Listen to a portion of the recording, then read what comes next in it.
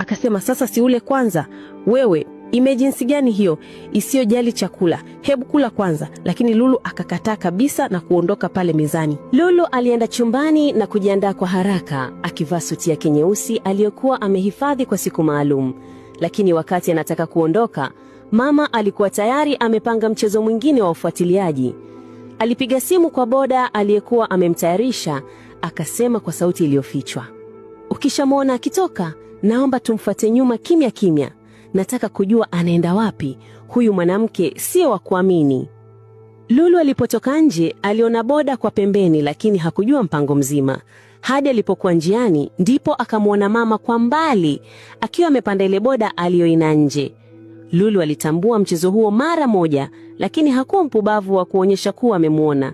Alitembea tu kwa utulivu, akisema moyoni, leo kweli wote utafunguka na kila mtu atajua.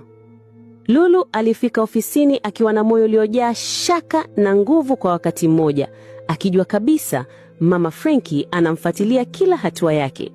Alipofika kwenye mlango wa kampuni, mama akajificha upande wa gari la jirani, macho yake yakikodoa kama mtu anayemwona mchawi usiku wa giza.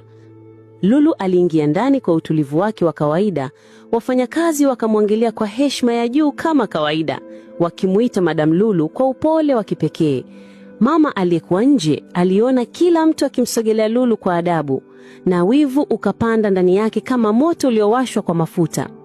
Aliingia mpaka ndani taratibu, akijifanya mgeni wa kawaida, akishangaa kila mtu anavyoonekana kumheshimu Lulu kupita maelezo. Alipata maswali, kwani Lulu ni nani haswa? Huku akilini akiwa kama amechanganyikiwa.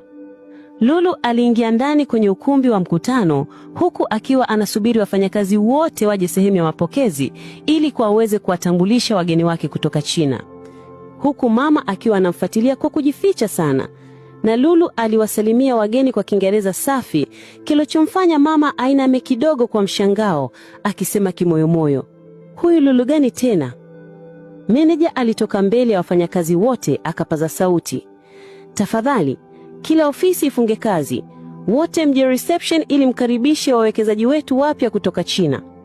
Mama alibaki pembeni akishangaa kama mtu aliyepoteza njia msituni.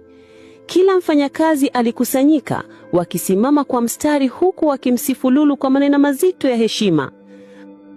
Wakati huo huo, Frankie alitoka ofisini kwake, akiwa amevaa suti yake ya kazi. Akamwona mama yake kwa mbali kidogo. Alifurahi sana, akafikiri leo amekuja kumtembelea.